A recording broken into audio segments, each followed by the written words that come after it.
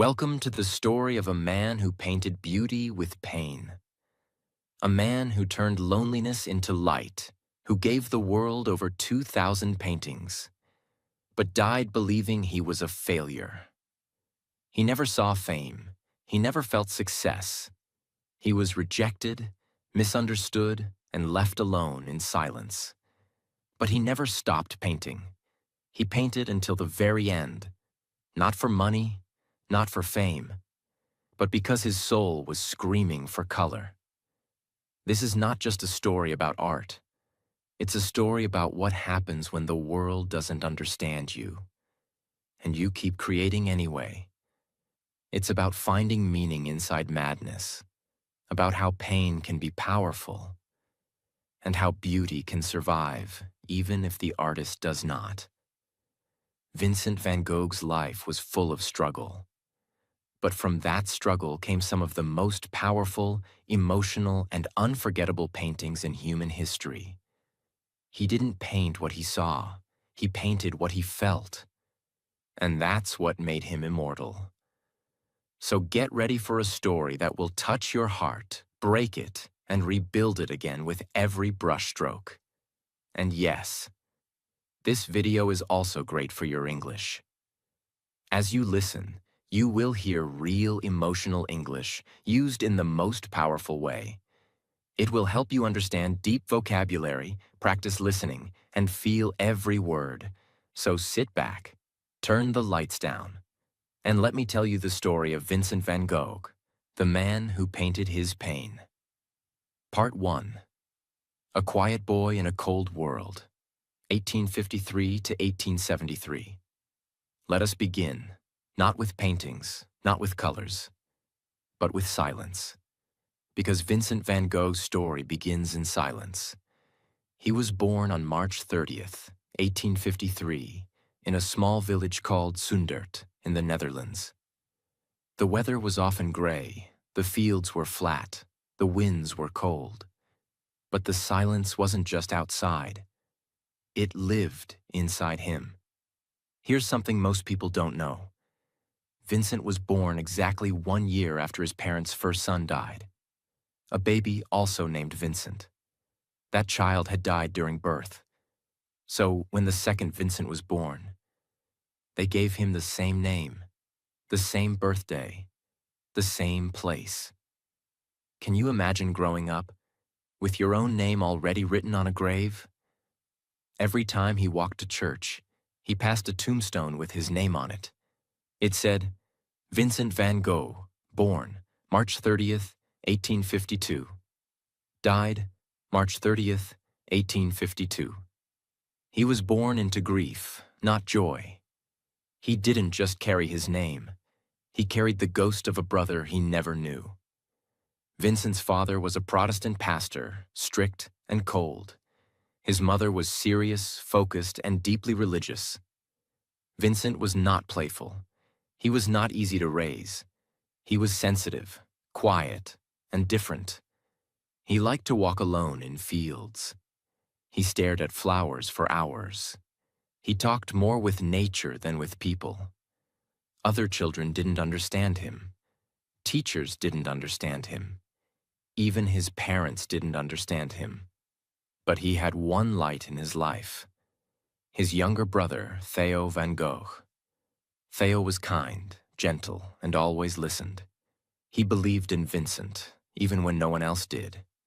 This bond between two brothers would become one of the most important relationships in art history. Without Theo, there would be no Vincent. And that's not a metaphor. That's a fact. But as a child, Vincent didn't dream of being a painter. He didn't believe he was good at anything. At 11, his parents sent him to a boarding school. He hated it. He was bullied. He wrote letters home begging to come back. But his father said, "You must become a man." Vincent obeyed. He always tried to be what others expected. He wanted to please his father. He wanted to be useful. He wanted to matter. But no matter how hard he tried, he always felt like a failure. At 16, Vincent began working for an art dealership called Goupil and Cie. His uncle helped him get the job. He was sent to The Hague, later to London, and then to Paris. For the first time, Vincent touched art every day, but not by painting it. He sold it. And for a short time, he was happy. He walked through the streets of London with a book in his coat pocket. He fell in love with a woman named Ursula, the daughter of his landlady. He dreamed of marrying her. He told her how he felt. She laughed. She said she was already engaged. Vincent's heart shattered. He didn't understand. He thought love would come if you were honest. But the world wasn't fair. The world didn't care. That rejection hit him hard. And it stayed. After that, Vincent's behavior changed. He became serious, strange, obsessed with religion. He stopped caring about selling art. He stopped talking to customers. He began quoting Bible verses at work. Soon he was fired, but he wasn't angry. He thought, maybe this is a sign. So he decided to become a preacher like his father. He went to Belgium and started preaching in coal mines, living with the poor, wearing rags, giving away everything. He wanted to suffer like them. He believed suffering was holy, but even there, he was rejected. The church said he was too extreme, too emotional, too unstable. He was sent away again. Vincent was now 27 years old. He had failed as a son, failed as a salesman, failed as a preacher, failed as a man. No job, no love, no future. But in this moment of complete failure, something new appeared. A voice inside him said, "Then I will be a painter." After being dismissed from the church mission in Belgium, Vincent wandered alone through the gray, cold streets of Borinage, a coal mining region. He had no job, no money, and no direction. But he had one thing left: a deep need to express something that words could no longer carry. He lived among the miners, men with blackened faces, coughing from dust, their hands cracked from work. He saw their wives washing clothes in freezing rivers. He saw children with bare feet and empty stomachs. He shared their food, slept on the floor, and wore the same torn clothes they did. The church called him too extreme, but he wasn't trying to impress anyone anymore. He just wanted to understand suffering, and more than that, to capture it. That's when a thought struck him. If he could not preach with words, maybe he could preach with colors. He began to draw the people he saw, the miners, the mothers, the hungry children, their tired eyes, their hard lives. His drawings were rough, simple, but honest. Every line carried feeling. And for the first time, Vincent felt that he was doing something real, something that came from his heart. He decided, I will become an artist. It was 1880. He was 27 years old. Most artists start young. He was beginning when others gave up. Vincent didn't have money for paint, brushes, or canvas. He used charcoal, pencils, and cheap paper. He taught himself anatomy, perspective, and shading by copying books and studying the Bible. He studied nature, the way light touched the fields, the way shadows moved across faces. He believed that to paint life, you must first live it. His first real mentor was his cousin by marriage, Anton Mauve, a professional painter in The Hague. Mauve helped him learn how to mix oil paints and prepare canvases. Vincent respected him deeply, but his relationship with him also became complicated, just like most relationships in his life. Because Vincent wasn't easy to handle. He was emotional, impatient, and obsessive. He could work for days without eating, then collapse from exhaustion. He wanted every painting to be perfect, not in technique, but in truth. Mauve once told him, "You have talent, Vincent, but you must learn to control your emotions." Vincent replied, "If I control my emotions, there will be no art." That was his truth. During his time in The Hague, Vincent met a woman named Clasina Maria Hornick, known as Cien. She was a poor woman. She had been a seamstress, a prostitute, and a single mother of a small daughter. Most people looked down on her, but Vincent saw something different. He saw human pain, and he wanted to protect her. He invited Cien and her daughter to live with him. He gave them food, a bed, and his care.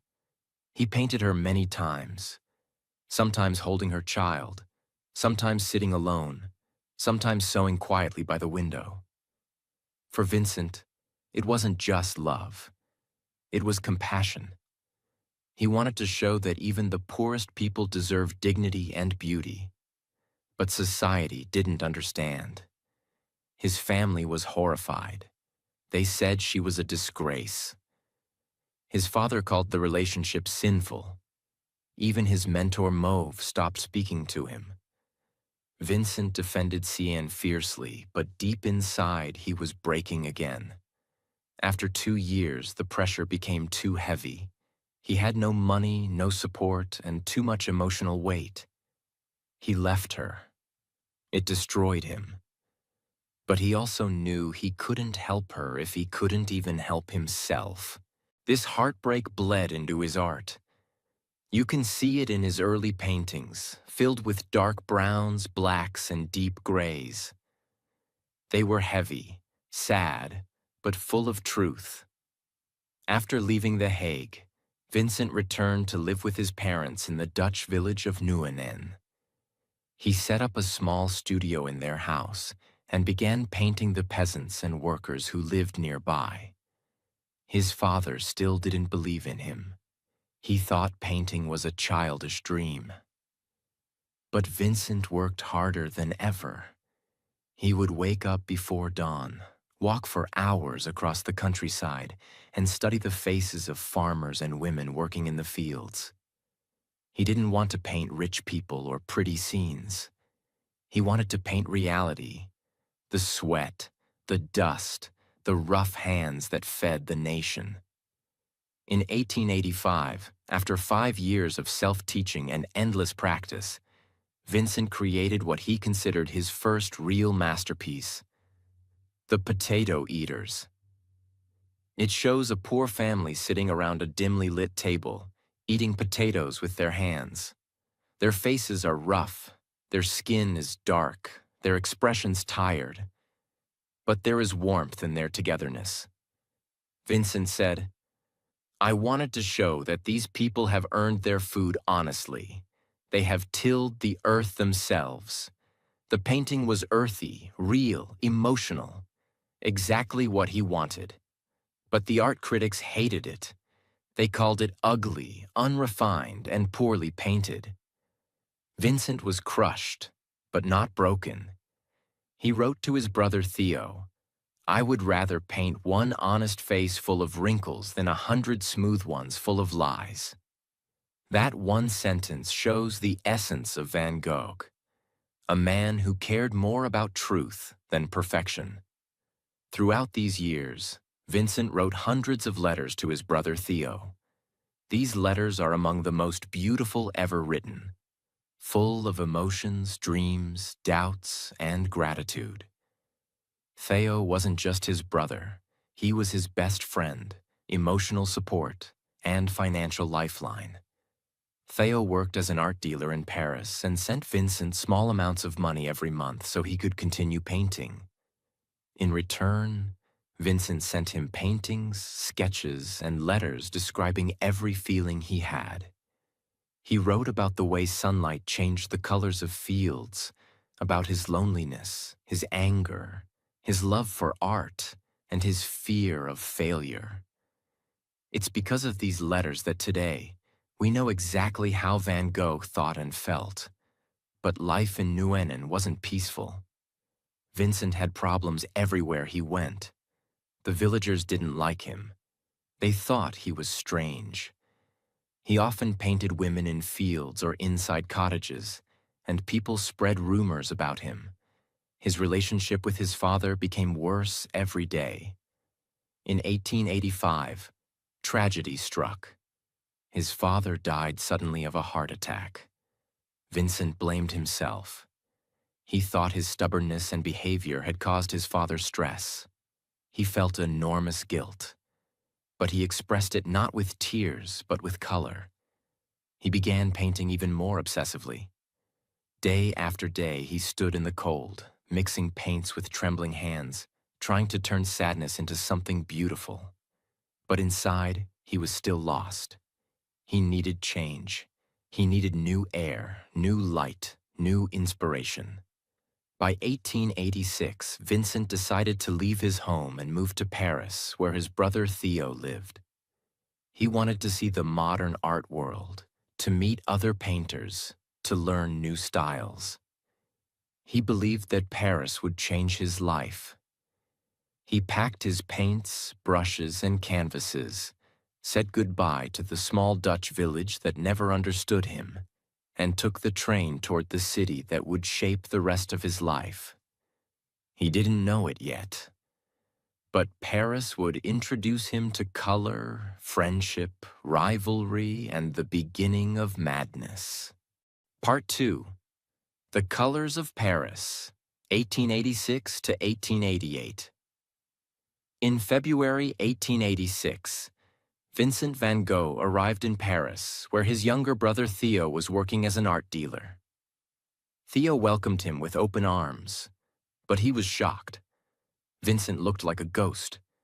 He was thin, pale, sickly. He had barely eaten. His clothes were worn out. But in his hands, he carried a small bag with what mattered most: his paintings. When Theo saw them, dark, heavy, brown-toned, he was silent. Because Paris was different now. The world of art had changed. A revolution was happening. Impressionism. At first, Vincent hated what he saw in Paris. Artists were painting bright pinks, blues, and yellows. They weren't focused on deep emotion or suffering.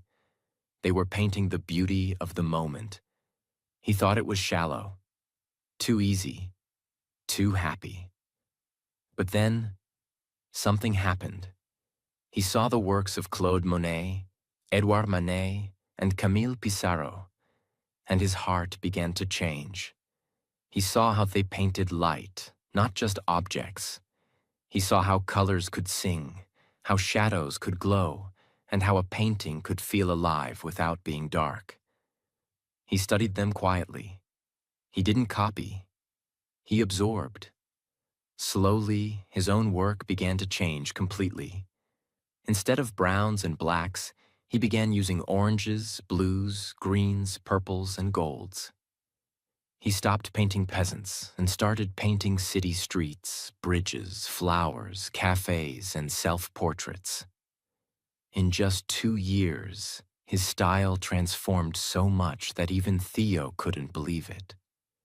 He began painting with faster strokes, using thick layers of paint, called impasto, creating texture, movement, and emotion in every brushstroke. He painted what he felt, not what he saw. His self-portraits became a mirror of his emotions.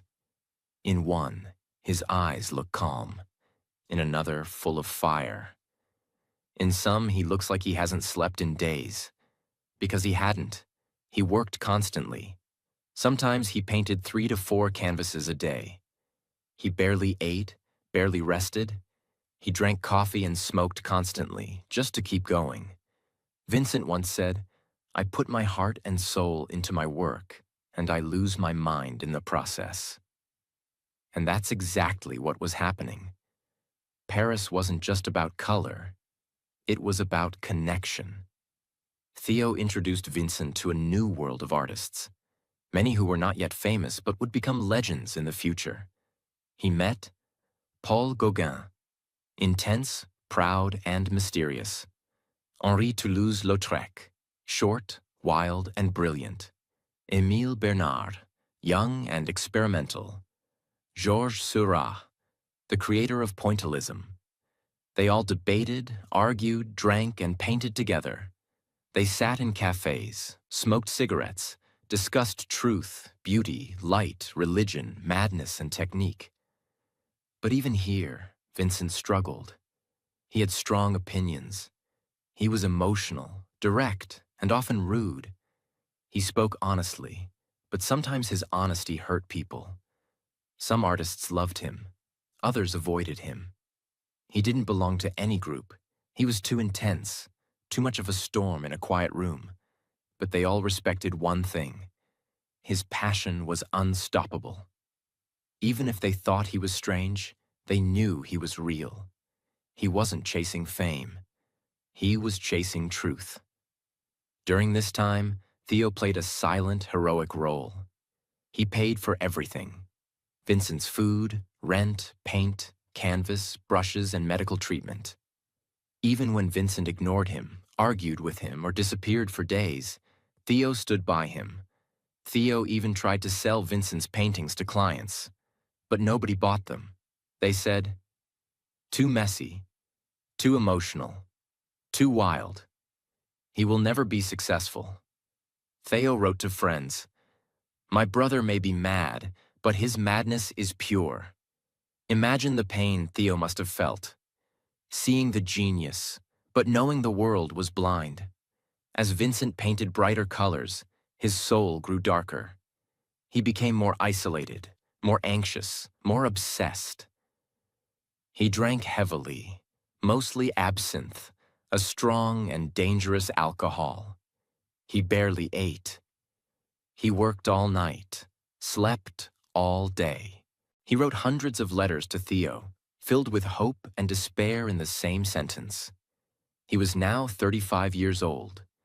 He had no wife, no children, no fame, no peace.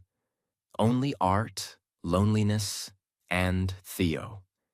He started having hallucinations, hearing voices, and falling into deep depressions. But even as his mind broke, his paintings exploded with energy. By 1888, after 2 intense years, Vincent couldn't take Paris anymore.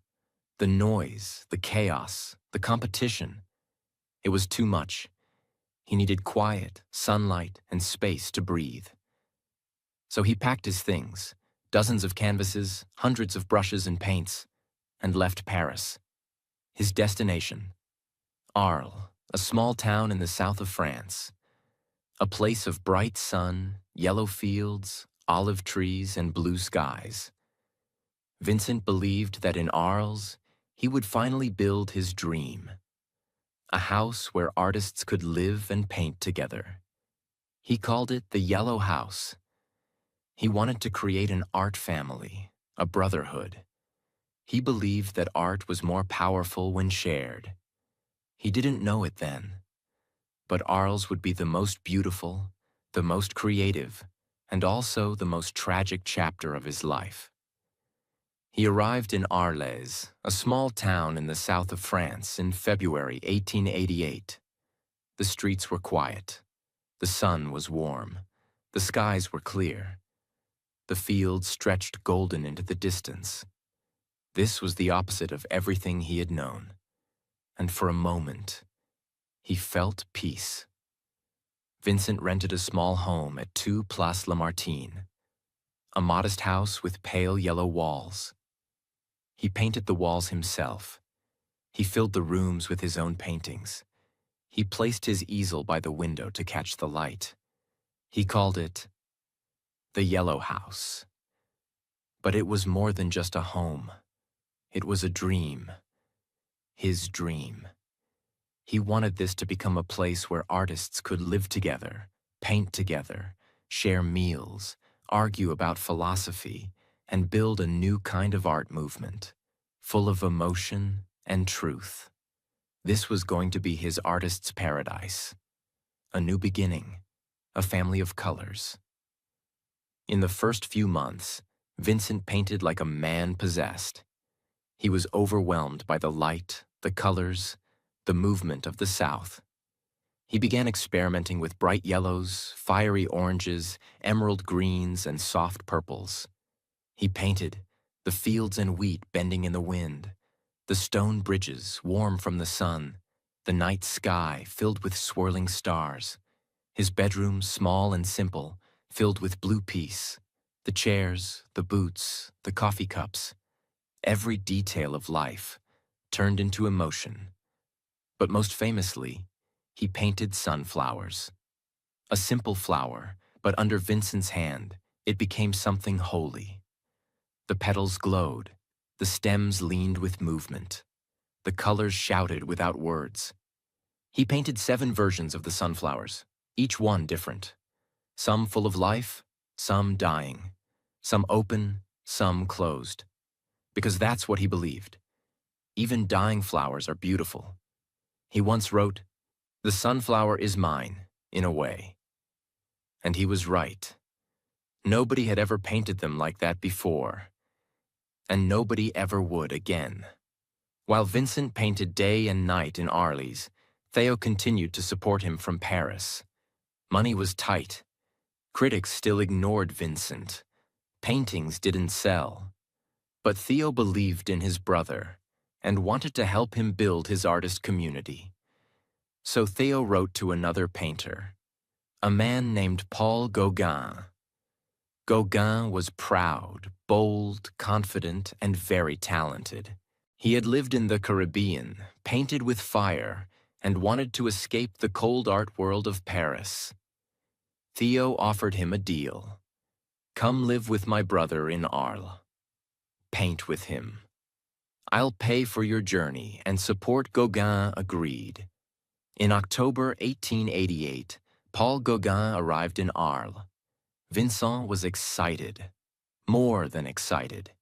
He had spent months preparing the yellow house, painting new canvases, arranging the furniture, even decorating Gauguin's room with sunflowers. To Vincent, Gauguin wasn't just a guest. He was the beginning of the family he had always dreamed of. For a short while, it was magical. The 2 men painted side by side. They walked through fields together, debated art, painted portraits of each other, drank wine, and worked late into the night. But underneath the surface, trouble was growing. Vincent and Gauguin were very different people. Vincent was emotional, sensitive, fragile. Gauguin was tough, proud, distant. Vincent wanted to share ideas. Gauguin wanted to be the leader. Vincent saw painting as a way to show love. Gauguin saw it as a way to show power. Their arguments became louder, their moods darker. Vincent became paranoid. He feared Gauguin would abandon him, like everyone else had. But he also loved Gauguin like a brother. He admired him. He wanted to be understood by him. That mix of love and fear made everything dangerous. On December 23, 1888, the storm broke. That night, nobody knows exactly what happened, but the results were unforgettable. Vincent and Gauguin had a violent argument. Some say it was about art. Some say it was about money. Some say it was about love, even jealousy. Gauguin left the yellow house, walking away into the night. Vincent, heartbroken and alone, collapsed. Then, in a moment of pure emotional and mental breakdown, Vincent took a razor and cut off his own left ear. Not a scratch, not a cut. He sliced off the whole ear. He then wrapped it in cloth, walked down the street to a nearby brothel, and handed it to a woman named Rachel, saying, "Keep this carefully." Then he collapsed from blood loss and shock. He was found the next morning, barely alive, and taken to the hospital. News spread across Arles. The mad painter has mutilated himself. Gauguin left immediately. He never returned. The yellow house, Vincent's dream of community, was shattered. Vincent stayed in the hospital for weeks. He was diagnosed with acute mania with generalized delirium. In today's words, that might mean bipolar disorder, schizophrenia, or severe depression with psychosis. But in 1888, no one truly understood. The town of Arles now feared him. They signed a petition saying he should be locked up. He was no longer the artist. He was the madman. But even in the hospital, he painted. He painted the doctors, the walls, the patients, the gardens. He painted with his bandaged head, trembling hands, and a broken spirit. Because he didn't know how to survive without art. During this period, he wrote some of his most emotional letters to Theo. He apologized. He cried on paper. He begged for forgiveness. He tried to explain the storm in his mind, but even he didn't understand it. He wrote, "I am not mad, or at least not always, but sometimes the darkness is louder than the light." Theo never gave up. He never blamed him. He simply said, "Paint when you can. Rest when you can't. I will be here." That love, pure, unconditional, kept Vincent alive. In January 1889, Vincent was allowed to return home. But it wasn't the same. The yellow house now felt empty, haunted. His neighbors avoided him. Children ran away when he walked by. He tried to paint again, but the silence inside the house was too loud. The dream was dead. The family he imagined had vanished. He knew he couldn't stay. So in May 1889, Vincent made a decision that shocked even Theo. He voluntarily admitted himself into a mental hospital, not because he was forced, but because he was afraid of himself. He went to Saint-Rémy de Provence, a former monastery turned into an asylum. It was quiet, surrounded by gardens, fields, and stone corridors. He brought his paints with him, and there, in that silent place, he created miracles. Part 3, The Starry Night and the Storm Within, 1889 to 1890. The gates of Saint Paul de Moselle Asylum closed behind him in May 1889. Vincent Van Gogh entered not as a prisoner, but as a man who was terrified of what his own mind might do next. The asylum stood outside the small town of Saint-Rémy de Provence, in the south of France. Once it had been a monastery. Now it was home to about 30 men suffering from mental illness. Thick stone walls kept the world out, and the patients in. The rooms were small, with iron bars across the windows. At night, the wind howled through the olive trees outside, echoing like ghosts. But Vincent did something no one expected. Instead of despairing, he made the asylum his studio. His cell was bare, a bed, a chair, a small table. But from the narrow window, he could see the gardens, and beyond them, the hills of Provence. That small rectangle of sky became his universe. He was allowed to walk outside under supervision, so he studied the olive groves, the cypress trees, the wheat fields, and the blue mountains in the distance. Every day he carried his paints, brushes, and easel into the courtyard. The other patients watched him quietly, some talking to themselves, some staring into space. But Vincent was calm when he painted. It was the only time his mind stopped shouting. He wrote to Theo, "I feel calm when I paint. The suffering passes, and I feel harmony again." At first, he painted what he saw directly around him. The garden of the asylum, full of irises and roses. The long corridors echoing with footsteps. The doctors and attendants who cared for him.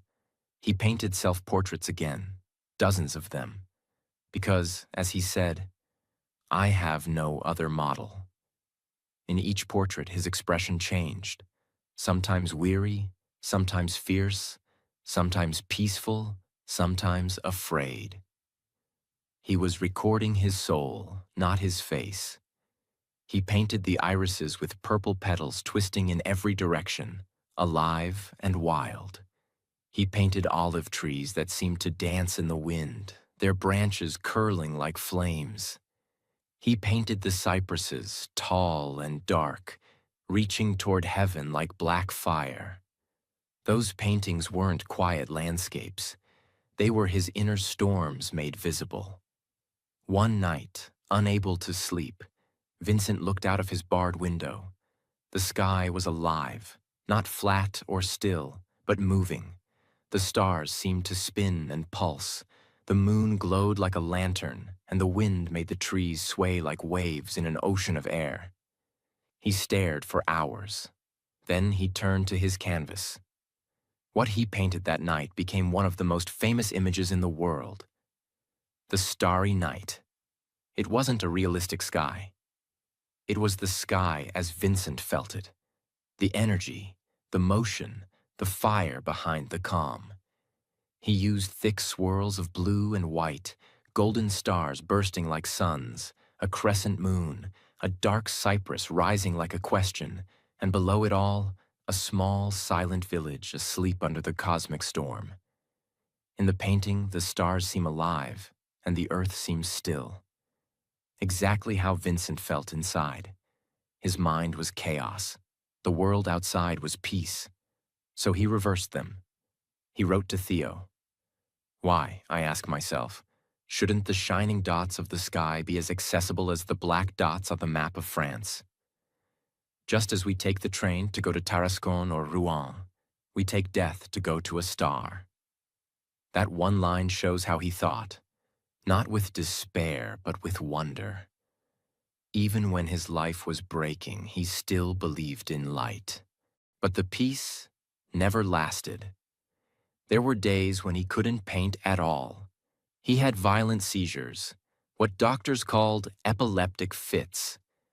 He would collapse, shake, and wake up confused. Sometimes he tore his own clothes, screamed, or refused to eat. He was haunted by voices, by nightmares, by loneliness. Yet even after each episode, he went back to work. He didn't destroy his madness. He painted through it. He wrote to Theo, I am unable to describe exactly what is wrong with me. There are moments when I am terribly anxious and I don't know why. But I must go on working as if nothing had happened. That sentence alone defines his genius. He kept painting even when he didn't trust his mind. Throughout his time in Saint-Rémy, Vincent wrote over 150 letters to Theo. They are some of the most tender letters ever written between two brothers. He described each painting in detail, the colors, the brushstrokes, the mood. He told Theo how the cypresses fascinated him, how the wheat fields made him think of eternity, how he felt trapped yet strangely alive. And always, he thanked Theo for his patience and money. Theo, in return, kept encouraging him. He promised that one day people would see Vincent's worth. He sent him supplies, words of love, and sometimes paintings from other artists so Vincent could study them. This connection was Vincent's only thread to the outside world, his only proof that someone still cared. During that single year in the asylum, he produced more than 150 paintings, an almost impossible number given his illness. Among them were The Starry Night, Wheat Field with Cypresses, The Olive Trees, Irises, The Garden of the Asylum, Self-Portrait with Bandaged Ear, The Reaper, The Sour. Each of these works glows with movement, skies swirling, fields vibrating, trees twisting. It was as if his brush was breathing. Every painting was both a prayer and a scream. Doctors noticed that when he painted, his mind seemed clear. So they encouraged him to continue. Painting became his therapy, his medicine, his reason to stay alive.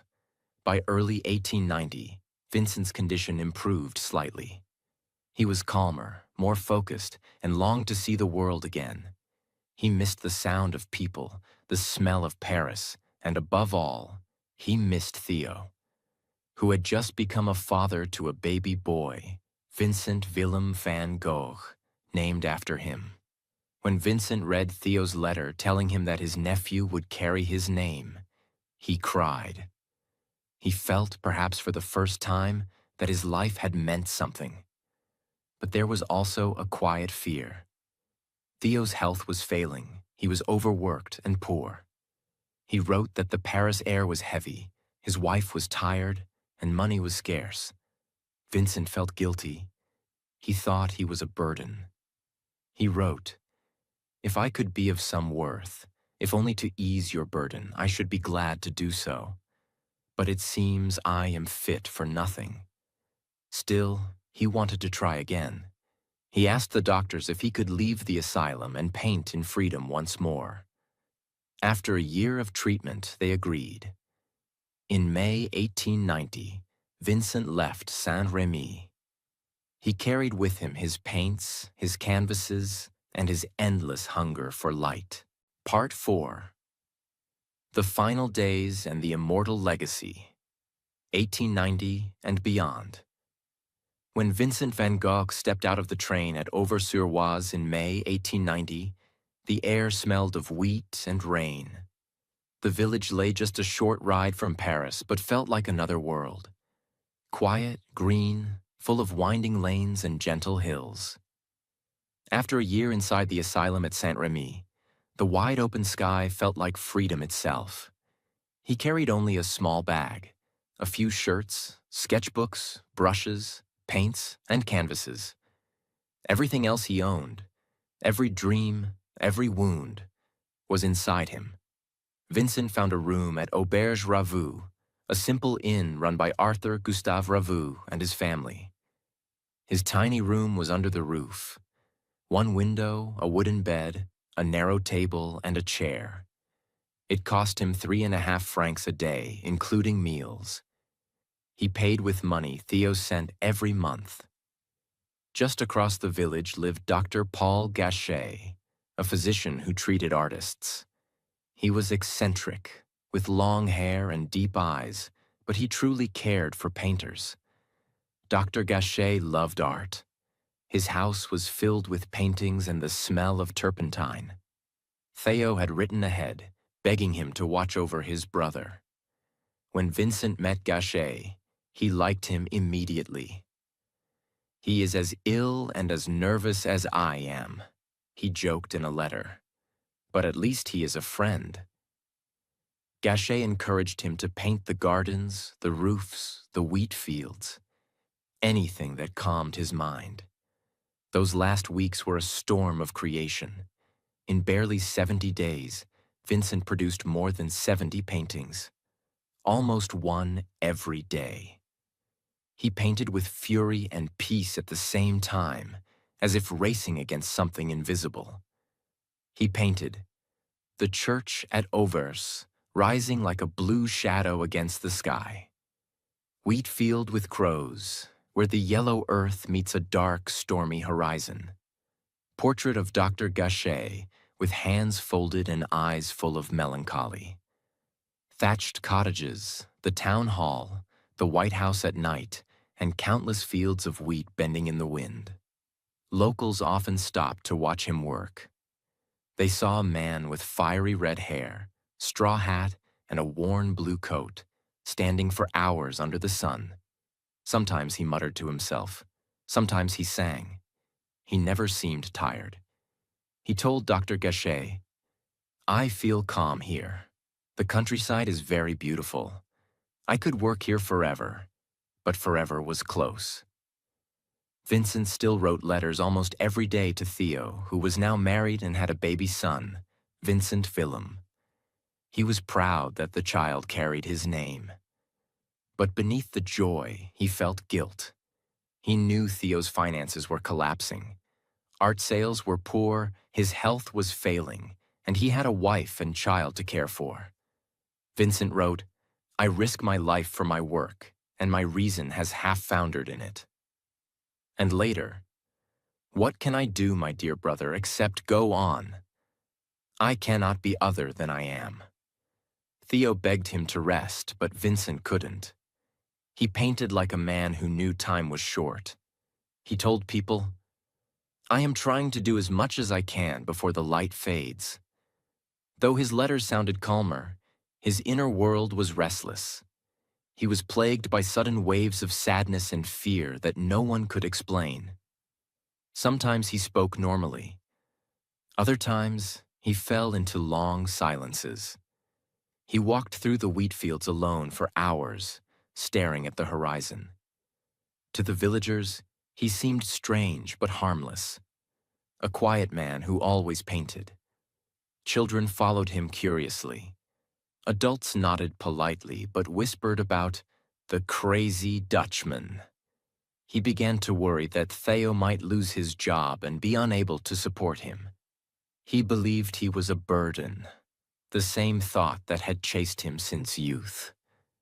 The more he painted, the more he felt he was painting against his own despair.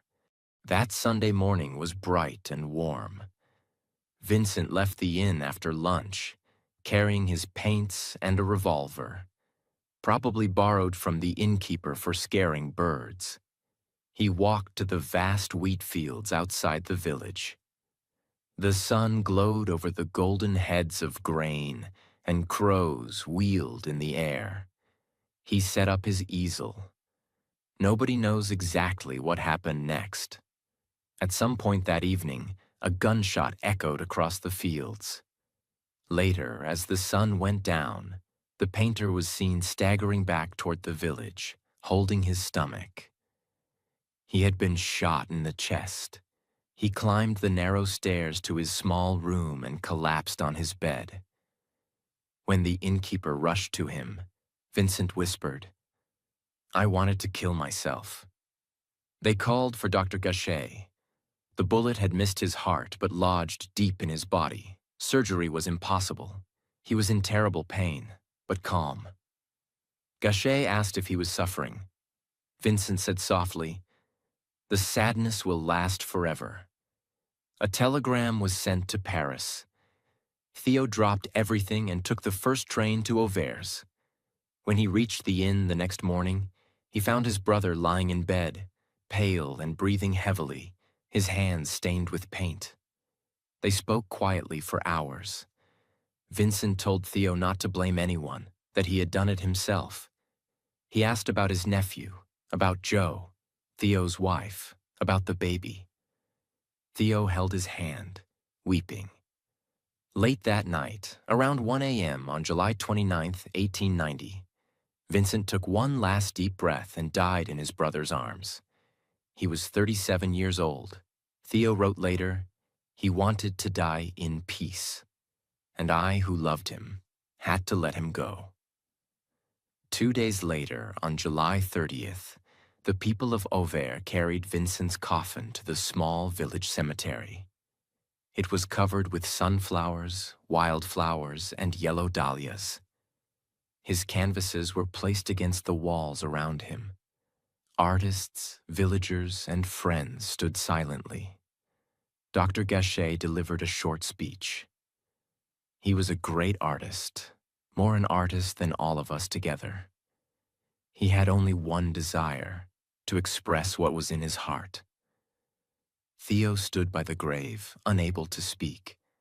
When the coffin was lowered, the air was heavy with the smell of wheat and paint. After Vincent's death, Theo's health collapsed completely. He was exhausted, depressed, and heartbroken. He wrote letters saying he heard his brother's voice in his dreams. Within 6 months, he became severely ill and was taken to a hospital in the Netherlands. On January 25, 1891, barely half a year after Vincent's death, Theo Van Gogh also died, at the age of 33. He was buried in Utrecht. Later, in 1914, Theo's wife, Jo Van Gogh Bonger, arranged for his body to be reburied next to Vincent in Auvers-sur-Oise. Today, the two brothers rest side by side, their graves covered with ivy, under the same open sky they both loved. After losing both men she loved, Jo inherited hundreds of Vincent's paintings and letters. She could have sold them cheaply or hidden them away. Instead, she made it her life's mission to show the world who Vincent truly was. She organized exhibitions, translated and published the letters of Vincent Van Gogh, and tirelessly promoted his art. Through her, people began to see not the madman, but the visionary. By the early 1900s, critics finally understood his genius. Collectors paid attention. His paintings appeared in museums. One by one, the canvases that had been laughed at or ignored became treasures. 30 years after his death, his name spread across Europe. By mid-century, he was taught in every art school. Today, his works are valued in hundreds of millions of dollars, hanging in the world's greatest museums: the Van Gogh Museum in Amsterdam, the Musée d'Orsay in Paris, the Metropolitan Museum in New York. But more important than the money or fame is what his art represents: honesty, emotion, courage, and beauty born from suffering. He painted the way he felt, not the way he was told. He proved that even when life is filled with pain, the soul can still create light. Vincent van Gogh's life was not a failure. It was a lesson, a reminder that value doesn't always arrive during life. He died believing no one cared, yet his work now comforts millions. Every brushstroke was a heartbeat, every color a cry for understanding. He gave us a way to see the world not as it is, but as it feels. He taught that beauty can exist inside sadness, that a single person, no matter how broken, can change the way humanity sees everything. Imagine the scene of his final painting. A wheat field, the sky split by black crows, paths that lead nowhere. Some see it as a vision of death. Others see it as freedom. Perhaps it was both. The crows were flying home. The wheat was ready for harvest. He had finished his journey. And as the wind moved across the field, the stalks of wheat bent and shimmered. The same golden light that once fell on a boy in the Netherlands.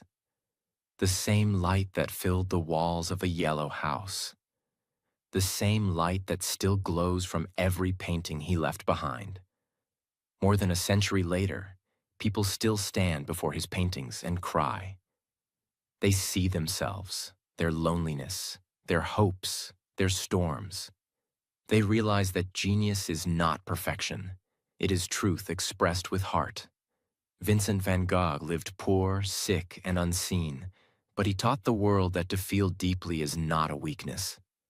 It is art, and that is why his name will never fade. He did not just paint Starry Night. He painted what it feels like to be alive. Vincent van Gogh never gave up, even when the world gave up on him. He failed in school. He failed in love. He failed in business, in religion, in friendship. But he never stopped searching for what was real. And when he found painting, he held on, not for money, not for fame, but because it was the only way he could stay alive. He didn't paint for galleries. He painted to breathe. He painted when his hands shook. He painted when his mind collapsed. He painted when nobody believed in him. Except one person, Theo. And that's one lesson we must never forget. Sometimes one person believing in you is enough. Enough to survive. Enough to keep creating. Enough to leave a mark on the world. Vincent taught us that you can be poor and still give something priceless. That you can feel broken and still create something whole. That you can die unseen and still become eternal. And most of all, he showed us that you don't have to be perfect to matter. You just have to be honest. Honest with your heart. Honest with your voice. Honest with your pain. Because someone, somewhere, one day, will finally understand. If this story touched your heart, if you learned something about art, about pain, or about life itself, then subscribe to this channel. We don't just tell stories, we share truth. We help you learn English with emotion, and we remind you that your story matters too. Thank you for being here. And remember, even in the darkest night, someone is painting stars for you. Subscribe now. Your journey is just beginning.